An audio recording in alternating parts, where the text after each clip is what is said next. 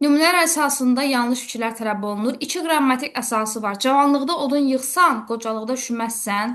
Tabeli mürəkkəb cümlədir, şərt şəkillə bağlanıb. Odur ki, iki qrammatik əsası var. Sağ tərəfə baxırıq. Hikmətin kökü qəlbdə, meyvəsi dildədir. Bu da mürəkkəb cümlə olduğu üçün bir ortada olmalı idi. Deməli, biri seçək. Tərkibindəki sadə cümlələr şəkilçi ilə əlaqələnmişdir. Bu doğrudur. Sa, sə, şərt şəkilçisindən istifadə olunub. İkinci komponentin iki cümlə üzvündən ibarətdir. Baxırıq, qocalıqda üşüməzsən. Həqiqətən də iki cümlə üzvü iştirak edir. Üşüməzsən nə vaxt qocalıqda zərflik və xəbər, dildədir nə meyvəsi, mübtəda və xəbər. Ümumi şəxsi cümlələrdən ibarətdir. Xeyr, burada mübtəda iştirak edir.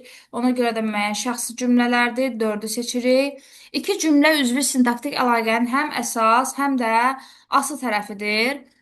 İki cümlə üzvü deyir. Deməli, burada hikmətin kökü qəlbdədir. Mübtəda və xəbərdir hər iki cümlədə.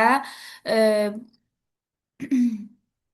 amma belə bir hala rast gəlmirik. Təkcə mübtəda və xəbər olduğu üçün burada mübtəda əsas tərəfdir, xəbər isə asıl tərəfdir. Ona görə də 5 də yanlışdır. Cavabımız olur 1, 4, 5.